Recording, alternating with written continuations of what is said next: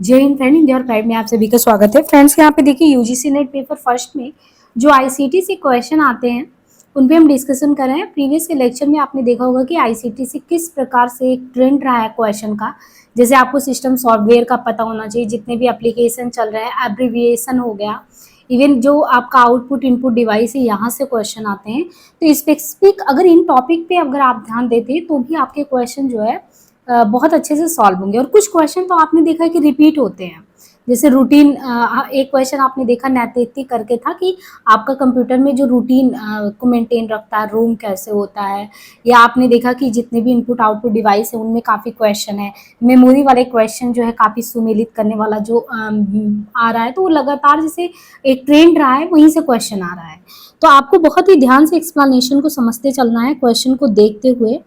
जैसे यहाँ पे देखिए क्वेश्चन दिया कि कंप्यूटर जो नेटवर्किंग है उनके संदर्भ में आपको देखना है कि ये जो कंप्यूटर नेटवर्किंग है सुमेलित करना है। जैसे बी ओ आई पी, इनके अलावा दिया आपको फाइबर ऑप्टिक केबल, इनके अलावा यूआरएल, यूटीपी केबल। अब आपको ये जितने भी दिए हैं सब कंप्यूटर के नेटवर्किंग दिए हैं और हर एक नेटवर्किंग का अपना क्या काम है उनसे इनको सुमेलित करना है। यानी कौन सा बीओआईपी काम करता है, फाइबर ऑप्टिक केबल क्या करता है, यूआरएल क्या करता है ना, और इनके अलावा यूटीपी केबल क्या काम करता है।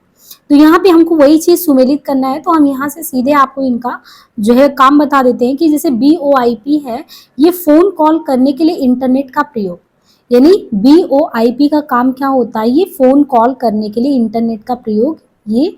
और फाइबर ऑप्टिक केबल से क्या करते हैं, तो डेटा के लिए प्रकाश पल्सों का प्रयोग करते हैं। डेटा अंतरण, यानी डेटा को हमें अंतरण, एक तरीके से डेटा को अंतरण करना, स्थानांतरित करना, भेजना। तो इनके लिए डेटा को जो है प्रोसेस करने के लिए प्रकाश पल्स का प्रयोग। यूआरएल, यूआरएल क्या होता है, ये इंटरनेट पर एक वेब एड्रेस ढूंढने के लिए वेब ब्राउजर्स द्वारा प्रयुक्त सामग्री होता है यूआरएल। और यूटीपी केबल क्या होता है, किसी छोटे भवन में कंप्यूटर को आपस में जो जोड़ा जाता है उनके लिए सबसे उपयुक्त होता है यूटीपी केबल से जोड़ना।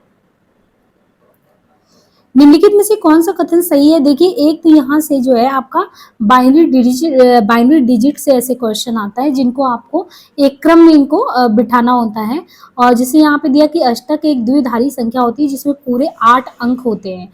अब इनमें से दोनों ही सही दिया है। अब यहाँ पे देखिए ऐसे क्रम पता नहीं, यहाँ पे आपको जैसे बाइनरी संख्या दे दिया कि ऐसे 0 0 करके एक, यहाँ पे दिया तो एक, अब एक और 0 करके किया तो 2 डिजिट हो गया। फिर है ना 1 1 करके यहाँ पे जब 2 आया तो यहाँ 3 हो गया है। तो यहाँ पे फिर 4 5 डेसिमल संख्या बाइनरी, यहाँ पे देखिए पूरा बाइनरी संख्या, ये डेसिमल संख्या है। और इस तरीके से आपका ये पूरा करके यहाँ पे बाइनरी क्रम को कैसे ये लगाना है, तो ये आप जो है कहीं से समझ लेंगे कि डेसिमल और बाइनरी से क्वेश्चन, मतलब इससे आप देख रहे हैं कि कुछ क्वेश्चन तो आते हैं डेसिमल और बाइनरी से, और वो आईसीटी में ही रखा गया है, यहीं से ही आता है, उसको ध्यान में रखना है। रैम जो है, रैम जो है रैंडम एक्सेस मेमोरी में जो स्टोरेज डेटा होता है, वो स्टोरेज डेटा तक हार्ड ड्राइव के डेटा की तुलना में वो ज़्यादा तेज़ी से पहुंचा जा सकता है। यानी जो रैम है इसमें जो डेटा स्टोर है, यहाँ तक आप जो हार्ड ड्राइव में डेटा स्टोर है उसकी तुलना में आप रैम तक ज़्यादा तेज़ी से पहुँच सकते हैं। दूसरा, पट दशमलवी संख्या 99 तथा दशमलवी संख्या 99 दोनों क्या एक ही होता है, तो एक तो सही है लेकिन दूसरा सही नहीं है। यानी रैम में जो डेटा स्टोर है वो हार्ड ड्राइव के डेटा से जल्दी आप पहुंच सकते हैं। रैम का पूरा नाम रैंडम एक्सेस मेमोरी होता है, इसे मेन मेमोरी और प्राइमरी मेमोरी कहते हैं। तो प्राइमरी या मेन मेमोरी तक तो बहुत तेजी से आप पहुंच सकते हैं। रैम में सीपीयू द्वारा वर्तमान में जो काम हो रहे होते हैं, वो जो काम हो रहे थे कार्यों का डेटा और निर्देश स्टोर होता है वर्तमान में, और ये मेमोरी सीपीयू का भाग होता है, इसलिए इसका जो डेटा है वो डायरेक्ट एक्सेस इसको आप कर सकते हैं। पट दशमलवी संख्या 99 तथा दशमलवी संख्या 99 दोनों एक नहीं है, क्योंकि पट दशमलवी संख्या में 0 से 9 अंक के बाद ए से एफ तक के अक्षर जो है ये प्रयुक्त होते हैं। अब यहाँ पे निम्नलिखित में से आपको चुनना है इनपुट डिवाइस। इनपुट को बोला आदान युक्तियाँ हिंदी में। अब देखिए इनपुट और आउटपुट से आपको पहचानने के लिए आता है, तो इनपुट में कौन सा आएगा ये ध्यान रखना है। तो जैसे जॉयस्टिक है, कीबोर्ड है, यानी ये ध्यान रखिए ना कि जैसे पहले ये लगता था कि जो हम ये क्या कीबोर्ड यूज करते हैं या हाथ से माउस चलाते हैं, तो ऐसा लगता था कि कीबोर्ड और माउस ये सब कैसे डिवाइस में आने चाहिए। तो ये चीज़ था कि ऐसा लगता था कि ये तो बाहर से यूज़ करते हैं तो ये आउटपुट होना चाहिए। बट यहाँ पे ध्यान रखना कि जो जॉयस्टिक है, कीबोर्ड है, माउस है, डिजिटाइजर, ये नया चीज़ दिया डिजिटाइजर भी। इनपुट डिवाइस के कंप्यूटर हार्डवेयर डिवाइस होते हैं। जो इनपुट डिवाइस होता है, इनपुट डिवाइस के कंप्यूटर हार्डवेयर डिवाइस होते हैं जिनके द्वारा डेटा या निर्देशों को कंप्यूटर में प्रवेशित कराया जाता है। इनपुट डिवाइस कंप्यूटर और मानव के मध्य संपर्क की सुविधा देते हैं। दूसरे शब्दों में कह सकते हैं इनपुट डिवाइस वे होते हैं जो हमारे निर्देशों या आदेशों को कंप्यूटर के दिमाग तक पहुंचाते हैं। इनपुट डिवाइस कई प्रकार के होते हैं, उनमें जैसे कीबोर्ड है, माउस है। अब इनपुट में आपको इनपुट डिवाइस यहाँ दिया है, इनको ध्यान से आपको याद कर लेना है। जो कीबोर्ड है यानी जो कीबोर्ड हम टाइप वगैरह करते हैं, कीबोर्ड के साथ एक माउस जुड़ा होता है ना, तो कीबोर्ड और माउस को बिल्कुल ध्यान रखिए, इनपुट दोनों हो गए। जॉयस्टिक है, ट्रैक बाल है, लाइट पेन है, टच स्क्रीन, टच स्क्रीन है, scanner, digital camera, bar code reader, OMR, OMR जो सीट है जिसपे हम लोग गोला करते हैं तो ओएमआर हो गया, ओसीआर हो गया, ओसीआर और आईएसीआर, आईएसीआर, एटीएस, डिजिटाइजर। ये 15 नाम आपको दिए, कम से कम यहाँ से आप इनपुट और आउटपुट डिवाइस को छाट पाएंगे।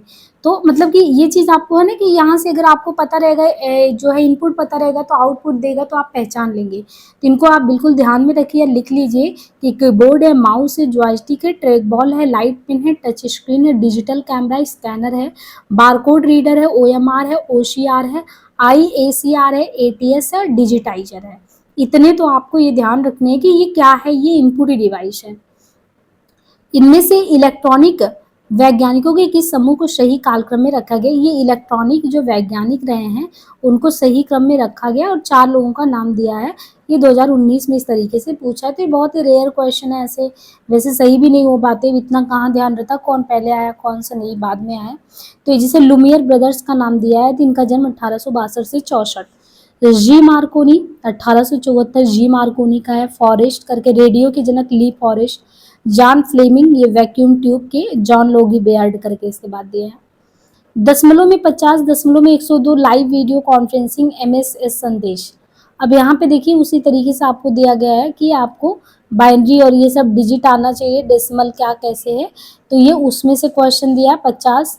इनके अलावा 102 और लाइव कॉन्फ्रेंसिंग है वीडियो करके, ये क्या है। अगर हम लाइव कॉन्फ्रेंसिंग करते हैं तो सिंक्रोनस जो कम्युनिकेशन होता है वो लाइव कॉन्फ्रेंसिंग में सिंक्रोनस करते हैं। और एसएमएस यानी एसएमएस जब भेजते हैं तो एसएमएस जस्ट आपको तो तुरंत पहुंचता नहीं है, तो ये असिंक्रोनस में यानी विषमकालिक में आता है। लाइव हम बात कर रहे हैं तो वो डायरेक्टली बात हो रहा है, तो समकालिक संचार है, सिंक्रोनस कम्युनिकेशन है। और दशमलव में 50 का द्विभाजी इस तरीके से बाइनरी संख्या यहाँ पे द्विभाजी 102 का ये निकाला गया है। अब देखिए ये निकालने का कैसे, उसने 50 का पूछा था ना, तो यहाँ पे इस तरीके से निकाल दिया गया 50 का। देखिए 25 12 ये करके पूरा यहाँ पे जितने भी अंक आ गए। अब आने के बाद यहाँ से ये देखिए क्रम से जो ये आया हुआ है यही जो है आपका ये 50 का ये करके बन गया यहाँ, और 102 का ये करके, और इसका जो है उत्तर इस तरीके से आ गया। तो डेसिमल और बाइनरी को देखिएगा, डेसिमल और बाइनरी से क्वेश्चन आता है। निम्नलिखित में से उस विकल्प को चुनना है जिसमें सिर्फ ऑप्टिकल स्टोरेज मीडिया शामिल है। जिसमें आपको देखना है कि इसमें सिर्फ ऑप्टिकल स्टोरेज मीडिया शामिल है। अभी ऑप्टिकल स्टोरेज मीडिया में क्या आता है ये कैसे कंफर्म करेंगे। जैसे यहाँ पे ऑप्टिकल स्टोरेज मीडिया होता क्या है, एक ऐसा स्टोरेज मीडिया होता है, मतलब ऑप्टिकल स्टोरेज मीडिया एक ऐसा स्टोरेज टाइप होता है जिसमें डेटा को लेजर से लिखा और पढ़ा जाता है। पहली चीज, ऑप्टिकल स्टोरेज मीडिया एक ऐसा स्टोरेज टाइप होता है जिसमें डेटा को लेजर से आप लिखते हैं और पढ़ते भी हैं।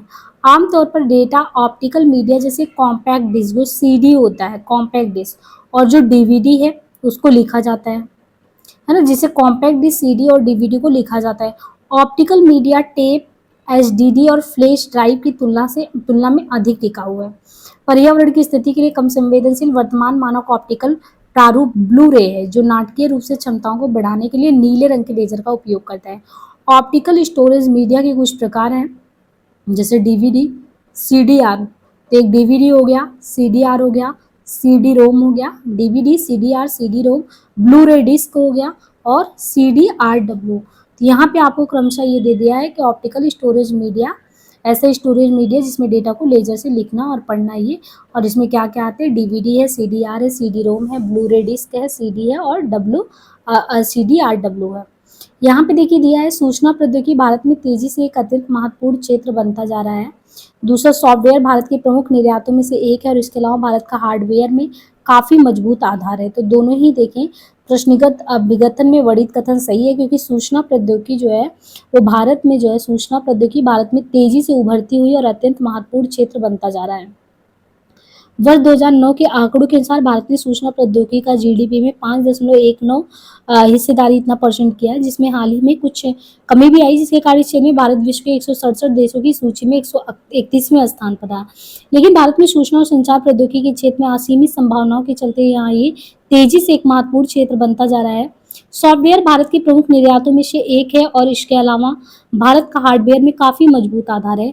ये कथन सही नहीं है, क्योंकि भारत का प्रमुख निर्यात इंजीनियरिंग सामान, परिष्कृत पेट्रोलियम, रत्न गहने, रसायन, कृषि उत्पाद और वस्त्र है। प्रमुख ये चीज ध्यान रखना है हमको इसमें। सॉफ्टवेयर में जो कह रहा है ना कि पूरे निर्यातों में से एक है और काफी मजबूत आधार, ये सही नहीं है, क्योंकि भारत का जो निर्यात इंजीनियरिंग है वो कैसे होता है तो ये पूरा बताया गया है। साइबर एड्रेस URL हेतु घटकों की सूची का विकल्प जो शुरू से अंत तक सही क्रम में है। यानी हमको साइबर एड्रेस के तहत URL जो है उसमें हमको क्या क्या चीज ध्यान रखना है, प्रोटोकॉल, होस्ट के डोमेन का नाम, पाथ और फाइल। जैसे किसी भी जगह का आपको, जैसे कोई भी चीज आपके कंप्यूटर में है वहां तक पहुंचने के लिए कुछ तो ये पता होना चाहिए, उसका एड्रेस वगैरह कुछ तो, उसके लिए साइबर एड्रेस जो है URL का फुल फॉर्म, पहले तो URL का फुल फॉर्म है uniform resource locator. Uniform resource locator होता है जो कोई भी वेबसाइट है, किसी भी वेबसाइट के पेज को रिप्रेजेंट करता है। और जो URL है, URL इंटरनेट में किसी भी फाइल या वेबसाइट का एड्रेस होता है। URL क्या होता है, इंटरनेट में किसी भी फाइल या वेबसाइट तक आपको पहुंचना है तो उसका एक एड्रेस होता है। URL की शुरुआत किसने की थी, तो ये की थी टिम बर्नर्स ली ने की थी। और कब किया था, 1994 में इसके जो है खोज की थी। यह सिर्फ वेब ब्राउजर है जैसे Chrome, UC browser, internet explorer आदि के द्वारा एक्सेस किया जा सकता है। URL 3 भागों से मिलकर बनता है। तो एक तो URL का full form uniform resource locator हो गया, और इंटरनेट में किसी भी फाइल या वेबसाइट का एड्रेस ये होता है। URL की शुरुआत किसने की, टिम बर्नर्स-ली ने की। कब, 1994 में की। ये सिर्फ वेब ब्राउजर है जैसे क्रोम है, UC ब्राउजर है, इंटरनेट एक्सप्लोरर है। तो वेब ब्राउजर में क्या क्या है, क्रोम भी है, UC ब्राउजर भी आता है, इंटरनेट एक्सप्लोरर आता है, ये सब आते हैं। URL जो बनता है वो किन भागों से, ये बहुत इंपॉर्टेंट है। URL कुल मिला के 3 भागों से मिलकर बनता है। एक प्रोटोकॉल आइडेंटिफायर, होस्ट के डोमेन नेम और पाथ या फाइल से। निम्नलिखित में से कौन सा कथन सही है, सॉफ्टवेयर को रैम से सेकेंडरी स्टोरेज में रखा जाता है। जो सॉफ्टवेयर है उसको, जो रैम है यानी जो प्राइमरी मेमोरी है, उसे सेकेंडरी स्टोरेज में रखा जाता है और फिर CPU द्वारा उसको क्रियान्वित करते हैं। ये ध्यान से देखना है कि कह रहा है सॉफ्टवेयर जो होता है उसको जो प्राइमरी मेमोरी यानी रैंडम एक्सेस मेमोरी रैम है, रैम से उठा के जो है इसको कहाँ पे रखते हैं, सेकेंडरी में रखते हैं और CPU द्वारा क्रियान्वित किया जाता है। और जो सर्च इंजन होता है वो ऐसी सॉफ्टवेयर प्रणाली है जो विश्वव्यापी वेब www पर सूचना तलाश करने के लिए अभिकल्पित किया गया है ना। ये हमको दोनों ही देखना है, तो केवल इसमें बी ऑप्शन सही है। प्रश्नगत कथन में केवल कथन बी सही है, क्योंकि जो सर्च इंजन है, सर्च इंजन ऐसी सॉफ्टवेयर प्रणाली है जो विश्वव्यापी वेब www पर सूचना तलाश करने के लिए विकल्पित है। जब भी यूजर कोई कीवर्ड या सवाल सर्च बॉक्स में इंटर करके सबमिट बटन पर क्लिक करता है, जब भी यूजर कोई भी कीवर्ड या सवाल सर्च बॉक्स में इंटर करके सबमिट बटन पर क्लिक करता है, तो सर्च इंजन ये समझने की कोशिश करता है कि यूजर क्या ढूंढना चाहता है और वह उससे जुड़ी जानकारियों को खोजकर व्यवस्थित तरीके से सर्च इंजन रिजल्ट पेज या CRP पर प्रदर्शित करता है। कथन ए में दिया गया स्पष्टीकरण सही नहीं है, क्योंकि सॉफ्टवेयर रैम में स्टोरेज नहीं होता है, बल्कि रैम का मुख्य कार्य किसी एप्लीकेशन या सॉफ्टवेयर को चलाने के लिए स्पेस प्रदान करना होता है। किसी सिस्टम का रैम 4 GB है और उसमें कोई सॉफ्टवेयर रन कर रहा है जो 500 MB का है, तो सॉफ्टवेयर हमारे रैम में लोड हो जाएगा और इस तरीके से ये दिखा है। जो डाटाबेस है WOS, उसका परिवर्णी क्या है, तो वेब ऑफ साइंस इसको कहते हैं, web of science. Database WOS का परिवर्णी वेब ऑफ साइंस है। WOS जिसे पहले ज्ञान के वेब के रूप में जाना जाता था। एक वेबसाइट है जो कई डेटाबेस के लिए सदस्यता आधारित पहुंच प्रदान करता है, जो कई अलग-अलग शैक्षणिक विषयों के लिए व्यापक उद्धृत डेटा देता है। यह मूल रूप से institute for scientific information ISI द्वारा निर्मित किया गया था और वर्तमान में क्लैरिवेट एनालिटिक्स पहले थॉमसन राइटर्स का बौद्धिक संपदा और विज्ञान व्यवसाय द्वारा बनाए रखा गया। WOS दुनिया का सबसे विश्वसनीय प्रकाशक स्वतंत्र वैश्विक उद्धृत डाटाबेस है। यह एक उद्धृत डेटाबेस है, लेकिन इसका उपयोग विषय खोज के लिए भी किया जाता है। 1 गीगाबाइट पद किससे संबंधित है? एक जो गीगाबाइट है, 1 गीगाबाइट पद वो किससे संबंधित होता है इसमें? तो ये 1024 मेगाबाइट से। कंप्यूटर मेमोरी में स्टोर किया गया डाटा बाइनरी डिजिट के रूप में परिवर्तित हो जाता है, जो संयुक्त रूप से 0 तथा 1 से प्रदर्शित किया जाता है। संक्षेप में इन्हें भी बिट कहा जाता है। यह बिट कंप्यूटर की मेमोरी में घेरे गए स्थान को मापने की सबसे छोटी इकाई है।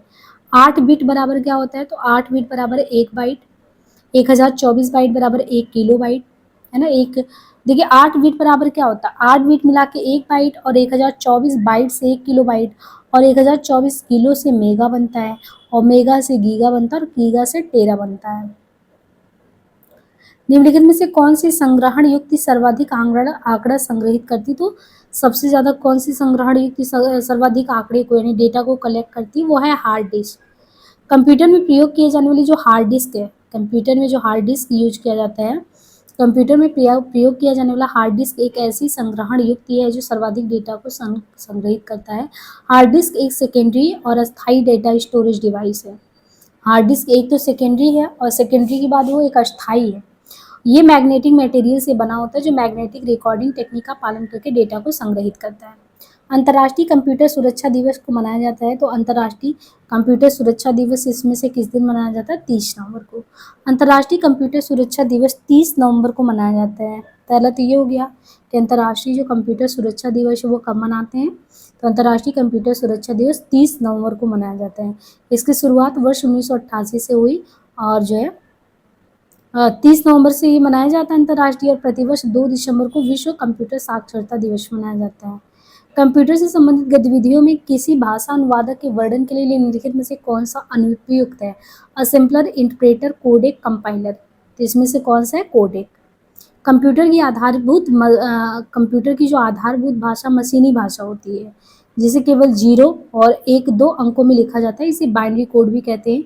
मशीनी भाषा के अलावा सभी प्रोग्रामिंग भाषा में 0 और 1 के अलावा अन्य अंक तथा अक्षरों का प्रयोग होता है, लेकिन कंप्यूटर सीधे इसे नहीं पढ़ पाता है। इसे पढ़ने के लिए भाषा अनुवादक की आवश्यकता पड़ती है, जो इन अंकों और शब्दों को मशीनी अथवा बाइनरी अंकों में बदल देता है। प्रोग्रामिंग भाषा अनुवादक 3 प्रकार के होते हैं। एक है असेंबलर, कंपाइलर और इंटरप्रेटर। निम्नलिखित में से कौन चतुर्थ पीढ़ी भाषा है? 4G। तो 4G अलाई में किसे हम देखते हैं? SQL को। कंप्यूटर के लिए प्रयुक्त प्रोग्रामिंग भाषाएं 2 प्रकार की होती है, एक लो लेवल, एक हाई लेवल। कंप्यूटर सिर्फ मशीन भाषा को समझता है, ये 0 तथा एक बाइनरी के रूप में होता है। तो 2 प्रकार का, एक मशीन लैंग्वेज, एक assembly language. High level language के तहत कौन सा आता है? देखिए हाई लेवल लैंग्वेज में आता है Fortran, BASIC, COBOL, Pascal, C++, Java, HTML, Visual Basic, Visual Basic NET, Sun Studio. तो हाई लेवल लैंग्वेज में फोर्ट्रॉन हो गया, BASIC, COBOL, Pascal, C++, Java, HTML, Visual Basic, Visual, ये सभी। इनमें से कुछ भाषाएं तृतीय पीढ़ी की भाषा तथा कुछ चतुर्थी हैं। तृतीय पीढ़ी की कुछ अत्यधिक लोकप्रिय भाषाओं में तृतीय में Fortran, BASIC, COBOL, Pascal, C++ ये आते हैं, और चतुर्थ में विजुअल वातावरण, जबकि तृतीय में भी टेक्सचुअल वातावरण, ये सभी आते हैं। सूची 1 को 2 से सुमेलित करना है, WW करके, फिर जावा है, रैम है, रोम है। इनको क्रम से अगर देखें तो ये जो WW करके वर्ल्ड वाइड में, जावा जो है प्रोग्रामिंग भाषा, रैम जो है परिवर्तनशील स्मृति, और रोम क्या है? गैर परिवर्तनशील स्मृति। देखिए रैम क्या है? परिवर्तनशील स्मृति है, लेकिन रोम जो है वो गैर परिवर्तनशील है। निम्नलिखित में से कौन सा प्रोग्रामिंग भाषा इसमें से है? डीप लर्निंग, कृत्रिम बुद्धि, मशीन लर्निंग, पाइथन। तो ये जो है पाइथन है, प्रोग्रामिंग लैंग्वेज पाइथन है।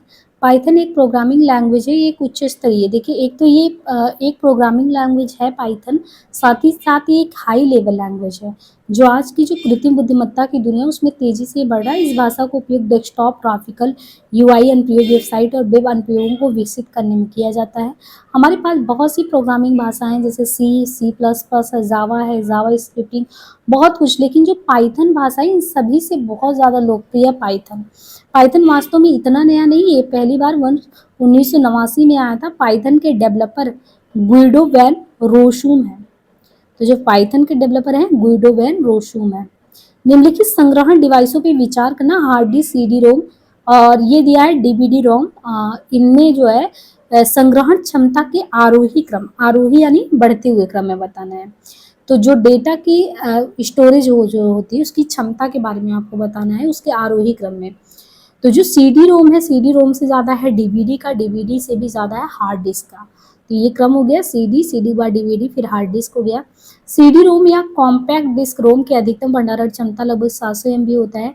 डीवीडी रोम या डिजिटल वीडियो डिस्क रोम का आकार तो सीडी रोम के समान ही होता है, परंतु स्टोरेज क्षमता सीडी रोम से लगभग 6 गुना ज़्यादा होता है।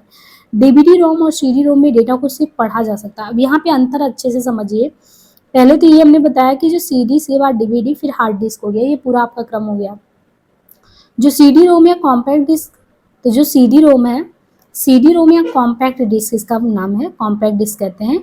ये जो है सीडी रोम या कॉम्पैक्ट डिस्क रोम के अधिकतम स्टोरेज की बात करें तो वो 700 MB है। डीवीडी रोम है या डिजिटल वीडियो डिस्क रोम का आकार तो सीडी रोम के समान ही है, लेकिन भंडारण क्षमता रोम से लगभग कितने गुना है?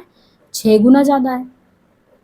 डीवीडी रोम और सीडी रोम में डेटा को आप सिर्फ पढ़ सकते हैं या पढ़ा जा सकता है लेकिन लिख नहीं सकते हैं। और जो हार्ड डिस्क है, हार्ड डिस्क जो कि एक सेकेंडरी और अस्थायी डेटा स्टोरेज डिवाइस है या मानव मस्तिष्क के समान है, जहां सभी अतीत और वर्तमान घटनाओं को आप संग्रहित कर सकते हैं। और यह मैग्नेटिक मटेरियल से बना होता है जो मैग्नेटिक रिकॉर्डिंग टेक्निक का पालन करके डेटा को संग्रहित करता है।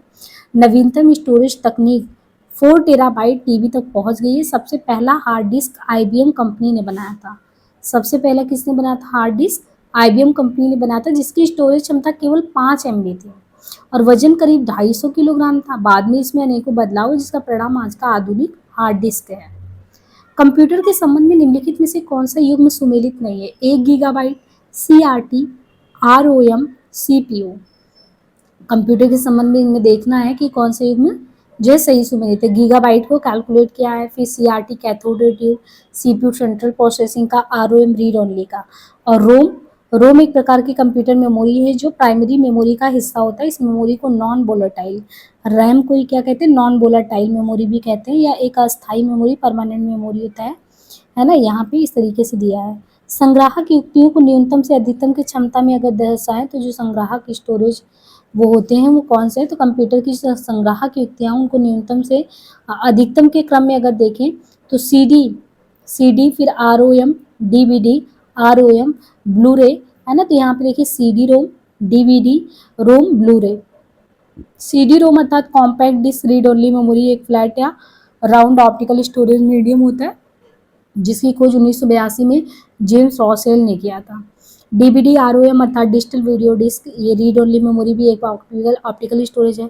भौतिक रूप से तथा आकार में सीडी रोम तथा डीवीडी रोम एक समान दिखाई पड़ते हैं, लेकिन स्टोरेज क्षमता के आधार पर डीवीडी रोम सीडी रोम से 3 से 4 गुना जो है अधिक स्टोरेज रखता है। इस प्रकार ब्लू रे जो है, ब्लू रे डिस्क भी एक प्रकाशीय डिस्क संग्रहण माध्यम है जिसे मानक डीवीडी प्रारूप का स्थान लेने के लिए बनाया गया है, और इसकी मानक क्षमता डीवीडी से ज़्यादा, सिंगल लेयर में 25 GB और डबल लेयर में यही 50 GB तक होता है।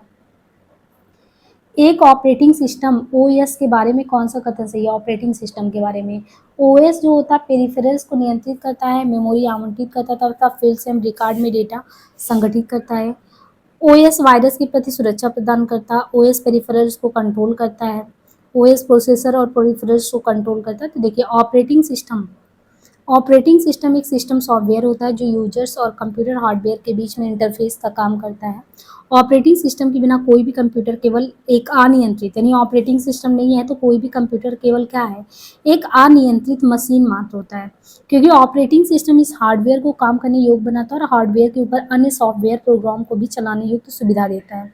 ऑपरेटिंग सिस्टम के बारे में कथन ओएस पेरिफेरल्स को कंट्रोल करता है तथा मेमोरी और प्रोसेसर टाइम का आवंटन करता है, सही है।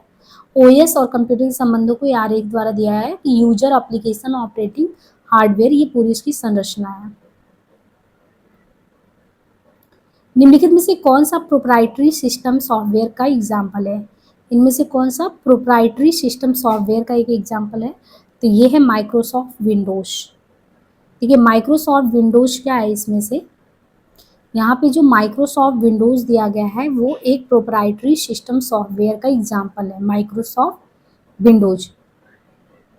सिस्टम सॉफ्टवेयर एक प्रकार का कंप्यूटर प्रोग्राम होता है, यानी सिस्टम का जो सॉफ्टवेयर होता है एक प्रकार का वो कंप्यूटर प्रोग्राम है जिसे हार्डवेयर और एप्लीकेशन प्रोग्राम को रन कराने के लिए डिजाइन किया गया था। सिस्टम सॉफ्टवेयर करता क्या है? सिस्टम कंप्यूटर प्रोग्राम है, यानी हार्डवेयर है, एप्लीकेशन उनको चलाना है, तो चलाने के लिए सिस्टम सॉफ्टवेयर को डेवलप किया गया है। और सिस्टम सॉफ्टवेयर का सबसे अच्छा एग्जाम्पल कौन सा है? ऑपरेटिंग सिस्टम, ओएस है। सिस्टम सॉफ्टवेयर एक ऐसा कंप्यूटर सॉफ्टवेयर होता है जिसका प्रयोग कंप्यूटर हार्डवेयर को कंट्रोल और समन्वय करने के लिए किया जाता है। एक विशिष्ट 32 बिट कंप्यूटर में प्राय किस संख्या विधि का अनुसरण किया जाता है? तो ये है 2। एक विशिष्ट 32 बिट कंप्यूटर में प्राय 2 संख्या बाइनरी 0 1 विधि का अनुसरण किया जाता है। फिर दिया 1 GB के बराबर है, यानी 1 GB बराबर है वो किसके हैं? तो यहाँ पे 1 GB बराबर है 2⁻30। ये इस तरीके से देखें तो इतने के बराबर है। ये भी पूछा गया क्वेश्चन 2010 में। तो ये कुल मिला के हमने 25 क्वेश्चन यहाँ पे किए, करीबन 100 क्वेश्चन हमने आईसीटी के किया, तो जिससे आपको आइडिया लग पा रहा होगा कि प्रीवियस में आईसीटी से क्वेश्चन कैसे आते हैं। बाकी टीचिंग एप्टीट्यूड, रिसर्च एप्टीट्यूड से रिलेटेड क्वेश्चन को कराया है, तो वहाँ से उनको करते रहिए। आज के लिए इतना ही है ना, मिलते हैं नेक्स्ट सेशन में। धन्यवाद।